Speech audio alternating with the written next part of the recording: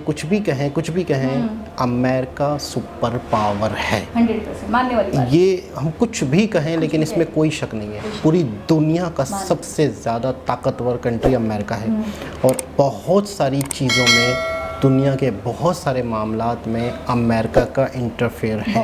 अस्सलाम वालेकुम, नमस्ते, सत श्री अकाल। कैसे हैं आप लोग? उम्मीद करती हूँ ठीक होंगे, खुश होंगे। मैं हूँ अधिकारी और मेरे साथ है तारिक नियाजी। अस्सलाम वालेकुम, नमस्ते, सत श्री अकाल। उम्मीद करता हूँ ठीक होंगे, खुश होंगे। दोस्तों जहाँ रहे खुश रहे, माँ बाप का ख्याल करके, माँ बाप में तो सभी कुछ है। आज की हमारी वीडियो है पीएम मोदी जी से रिलेटेड। से स्टार्ट करते हैं अपनी वीडियो को। Let's start. ओके गाइस, तो वीडियो का टाइटल है पीएम मोदी, बीबीसी हिंदी से स्टार्ट करते हैं।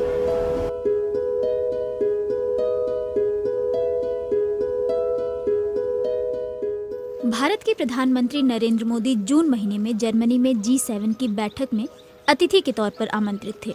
समिट में पीएम मोदी कनाडा के प्रधानमंत्री जस्टिन ट्रूडो से बात कर रहे थे कि तभी पीछे से अमेरिकी राष्ट्रपति जो बाइडेन आए और उन्होंने पीएम मोदी के कंधे पर हाथ रख दिया। मोदी ने पीछे मुड़कर देखा तो बाइडेन थे और उसके बाद दोनों नेता गर्मजोशी से मिले। इस मुलाकात का वीडियो कुछ ही घंटों में वायरल हो गया था। पीएम मोदी के समर्थकों ने इसे भारत के बढ़ते वैश्विक प्रभाव के तौर पर पेश किया था। जानकारी के लिए बता दें कि G7 पहले G8 हुआ करता था, लेकिन 2014 में रूस को इस ग्रुप से बाहर कर दिया गया था। लेकिन अब कहा यह जा रहा है कि इस ग्रुप में रूस की जगह भारत ले सकता है। G7 समिट के ठीक 3 महीने बाद उज्बेकिस्तान के समरकंद में शंघाई कोऑपरेशन ऑर्गेनाइजेशन की बैठक हुई। 16 सितंबर को एससीओ समिट से अलग पीएम मोदी और रूसी राष्ट्रपति पुतिन भी मिले। इस मुलाकात में पीएम मोदी ने पुतिन से कहा कि ये दौर युद्ध का नहीं है। ये बात यूक्रेन पर हमले के संदर्भ में कही गई थी। पीएम मोदी की इस टिप्पणी को पश्चिमी देशों ने हाथों हाथ लिया। ऐसा तब जब यूक्रेन पर रूस के हमले को लेकर पश्चिमी देश भारत के रुख से बहुत खुश नहीं थे। इसी महीने हुई 77वीं महासभा में भी यूक्रेन और रूस का मुद्दा छाया रहा। फ्रांस के राष्ट्रपति इमैनुअल मैक्रों ने अपने संबोधन में पीएम मोदी के भाषण का जिक्र किया। कहा कि भारत के पीएम ने बिल्कुल सही कहा कि ये दौर युद्ध का नहीं है। फ्रांस संयुक्त राष्ट्र सुरक्षा परिषद का स्थायी सदस्य है और यूएन की आम सभा में राष्ट्रपति मैक्रों की ओर से पीएम मोदी की तारीफ में नाम लेना एक अहम घटना थी। ब्रितानी पीएम लिज ट्रस ने भी यूएनजीए में भारत का नाम लिया।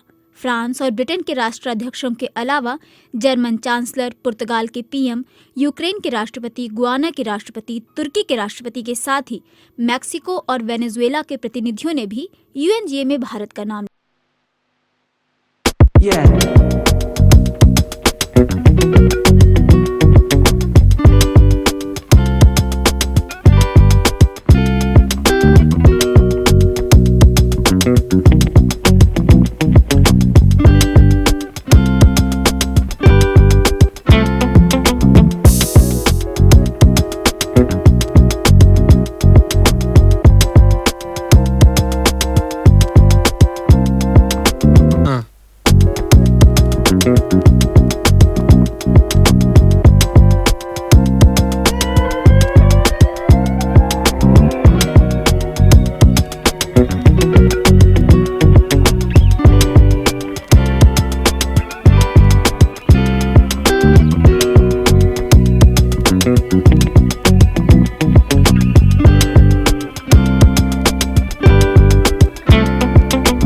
ना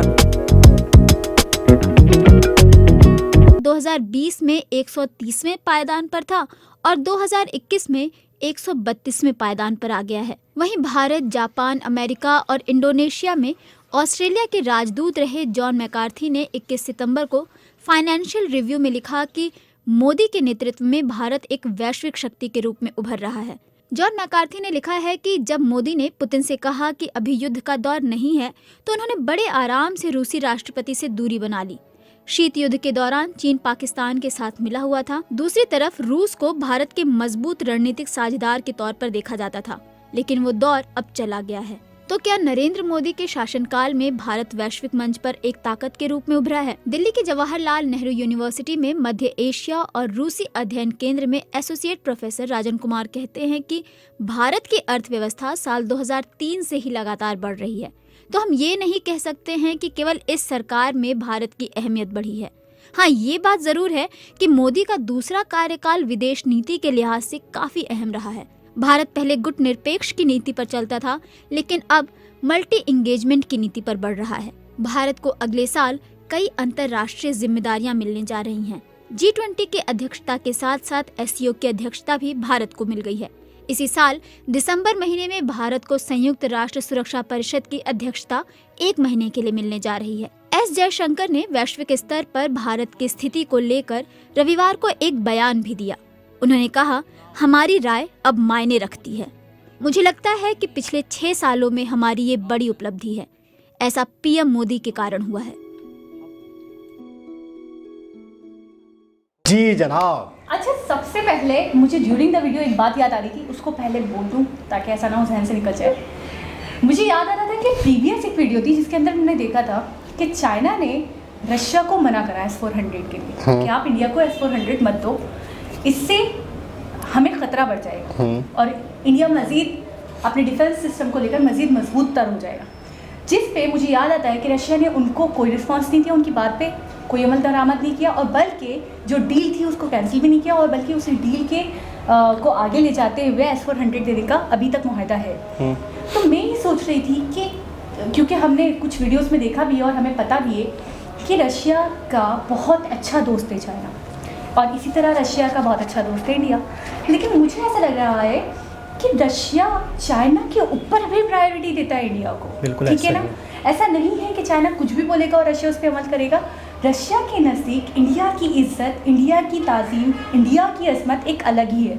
ठीक है, और मुझे ऐसा लगता है कोई और कंट्री वो अजमत कभी चाह कर भी हासिल नहीं कर सकता रशिया की नज़र में। पहली बात ये।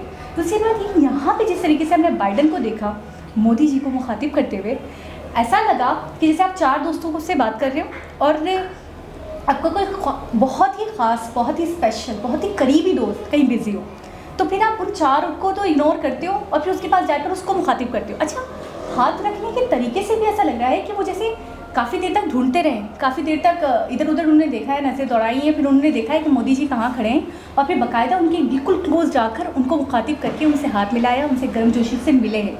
यानी कि मैं कहूँगी रिस्पेक्ट की इंतहा। बिल्कुल। अच्छा, जिस तरीके से देखें बॉडी लैंग्वेज बहुत कुछ बता देती है। जिस तरीके से उन्होंने उन्हें मुखातिब किया, कंधे पे हाथ रखा, फिर उन्होंने मुड़ के देखा। अच्छा, मतलब इससे ये पता चलता है कि सामने वाले के दिल में, दिमाग में कितनी अहमियत है। मतलब और इस वक्त जो अहमियत इंडिया की बनी हुई है तो पूरी दुनिया की नज़र में एक अहमियत बढ़ती जा रही है। अच्छा, दूसरी चीज़ है कि रिस्पॉन्स वो भी फ़ौरन और बहुत ज़बरदस्त गर्मजोशी से बिल्कुल, मतलब जैसे और देखा कि कौन शख्सियत है, मुस्कुराए, यानी हम कुछ भी कहें अमेरिका सुपर पावर है। 100% मानने वाली बात। ये हम कुछ भी कहें लेकिन इसमें कोई शक नहीं है, पूरी दुनिया का सबसे ज़्यादा ताकतवर कंट्री अमेरिका है और बहुत सारी चीज़ों में, दुनिया के बहुत सारे मामलात में अमेरिका का इंटरफेयर है, बहुत ज़्यादा है। ठीक है ना? उस शख्स, उस कंट्री के सदर, मौजूदा सदर, पुराने भी नहीं जो रिटायर, ये मतलब है कि साबका भी नहीं, तो बाकायदा इतनी अहमियत। अच्छा, उन्हें ये भी पता है कि हर जगह कैमरे लगे हुए हैं, हर जगह वीडियो बन रही है, क्या मैं इस तरीके से मुखातिब करूं ना करूं, इसका क्या, इस जेस्टर का क्या रिस्पांस पूरी दुनिया में जाएगा, उन्होंने कोई परवाह नहीं करी। अच्छा, उनकी आंखों से ऐसा लग रहा था कि वो बहुत देर से जैसे कोई इंसान बहुत देर से किसी शख्स को ढूंढे, ताक़ुब में उसके, हम कहते हैं उर्दू में ताक़ुब में, तो वो मुझे लग रहा था काफ़ी देर से ताक़ुब में थे और जैसे ही वो उनको मिले खुशी से उन्होंने उनको जैसे ही मुखातिब किया वो भी मुड़े और मैंने बाकायदा देखा मोदी जी दो स्टेप्स ऊपर हुए। हाँ, बाकायदा मतलब रिस्पांस अच्छा दिया, रिस्पांस बहुत अच्छा दिया। अच्छा, मैं एक चीज़ और भी परेशान हो जाती हूँ इस चीज़ को देखकर, यार कहाँ से लाते हैं इतनी इनकिसारी, कहाँ से लाते हैं इतनी आज़ी। कोई मुझे मुखातिब करे, कोई मुझे बोले, मैं वाकई मैं सच बोल रही हूँ, मेरे अंदर थोड़ा सा ईगो आ जाएगा, यार फला सबको छोड़ कर आया मेरे पास, तो मेरे अंदर कोई ख़ास बात है, ठीक है, बस सही अपने आप में थोड़ा सा रहूँगी, एटीट्यूड में रहूँगी। लेकिन नहीं, मैंने देखा बड़ी इनकिसारी है इनके अंदर।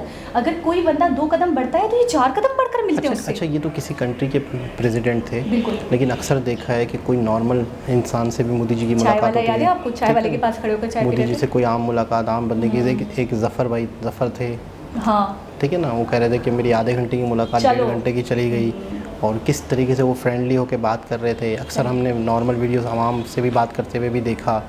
अच्छा, किस तवज्जो से बात सुनते हैं, मतलब इनके अंदर एक ऐसी खासियत है ठहराव कि असल होता क्या है पता है, किसी चीज़ को पिक करना, किसी चीज़ को समझना, किसी चीज़ को जज्ब करना अपने दिमाग में, फिर बेशक आपका रिस्पांस क्या होता है वो एक अलग चीज़ है। आप उस चीज़ को सही नहीं मानते वो एक अलग चीज़ है, आपको वो चीज़ अच्छी लगी बुरी लगी वो एक बात की चीज़ है। लेकिन सबसे पहले इनके अंदर किसी को सुनने की, किसी को समझने की एक बहुत ही बेहतरीन सलाहियत है। इससे पहले हमने एक वीडियो देखी थी एक लड़की की, जिसमें वो लड़की तकरीर कर रही थी इंडिया के हवाले से। आपने नोट किया, यूँ बैठे 5 मिनट की स्पीच उन्होंने। अच्छा, और एक और चीज़ है। अच्छा, ये चीज़ आती कैसे? ये आती मतलब आपको, मतलब मैं अपना बताऊं कि मुझे तो कहीं यहाँ कभी यूँ एक होता है इंसान में, ठीक है ना, एक होता है, मतलब मैं तो इंसान हूँ, तो मुझे ऐसा लगता है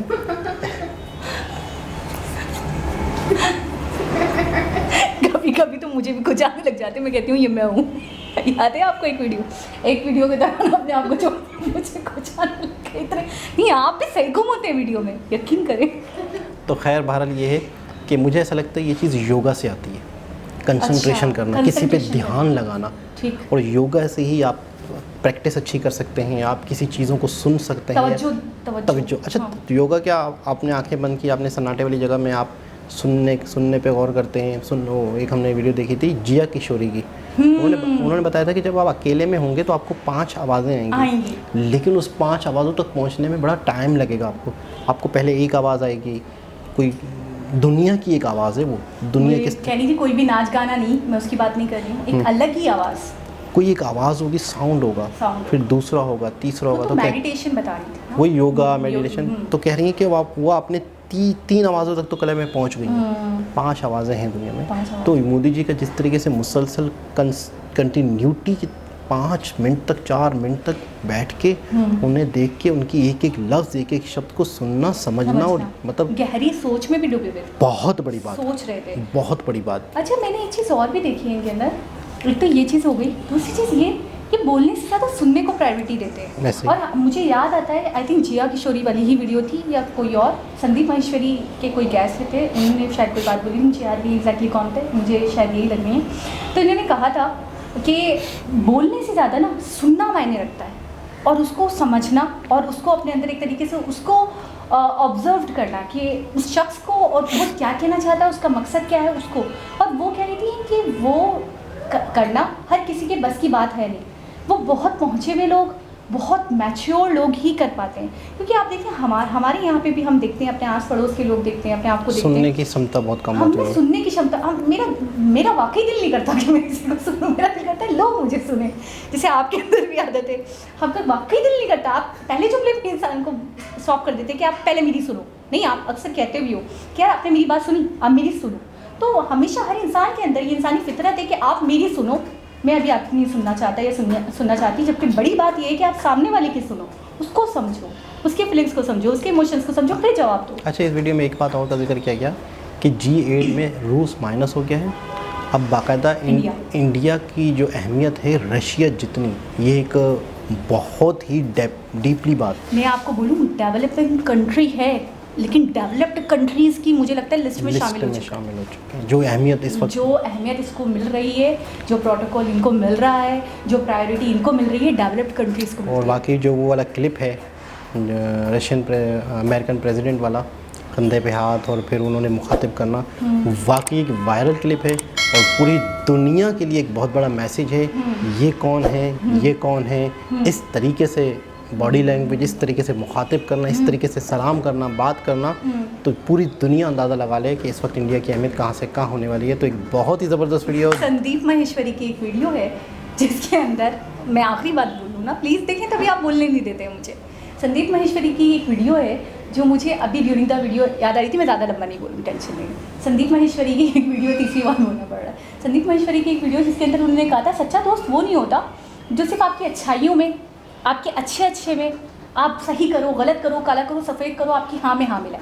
अच्छा दोस्त वो होता है जब आप बुराई करो, जब आप गलत रास्ते पे चलो, जब आप कुछ गलत करो तो आपके सामने डट कर आपको कहे कि यार आपने गलत किया है, आप अभी गलत हो, अब मैं आपके साथ नहीं हूँ या मैं तेरे साथ नहीं हूँ। मैं इस बात को इस चीज़ से रिलेट करती हूँ मोदी जी की, कि मोदी जी ने कहा ये युद्ध का दौर नहीं है, यानी कि युद्ध कर रहे हो तो गलत कर रहे हो, ठीक है। तो एक तरीके से इतना बेस्ट फ्रेंड, इतने अच्छे टर्म्स, इतने पहले से चलते हुए टर्म्स, लेकिन उसके बावजूद भी अपने मरासिम को साइड में रखते हुए, अपनी दोस्ती को साइड में रखते हुए, गलत और सही की तमीज़ करते हुए उन्होंने उनको पॉइंट आउट करवा दिया। तो ऐसा ही है। और इस वक्त जो रशिया में मामला चल रहा है, रशिया के लिए ज़्यादा बुरी कंडीशन है। आपको पता है रशिया और यूक्रेन वाले मामले में रशिया को पिछाड़ दिया गया है यूक्रेन की तरफ से। दुनिया हैरान है। और पुतिन का क्या कहना था पता है स्टार्टिंग में, मुझे यूक्रेन को हासिल करने में सिर्फ और सिर्फ 3 दिन, ये उन्होंने कहा था। और वो इतनी लंबी कहानी चली गई। और जो जगह रशिया ने हासिल कर ली थी, बाकायदा उन्हें से पीछे हटना पड़ रहा है। आपको एक बात बताऊँ, यूक्रेन का सपोर्ट अच्छा है, पीछे से का बैकग्राउंड अच्छा है। और दूसरी बात ये है, यूरोपियन कंट्रीज़ ने मोदी जी के इस स्टेटमेंट को बहुत सराहा है कि उनको बहुत खुशी हुई कि कम से कम उन्होंने सही बात तो बोली। बिल्कुल, लेकिन उन वक्त का इंतजार था कि किस वक्त ये गए। तो एक बहुत ज़बरदस्त वीडियो, बहुत आला। दोबारा किसी वीडियो से मुलाकात होगी, जब तक के लिए अल्लाह हाफिज़।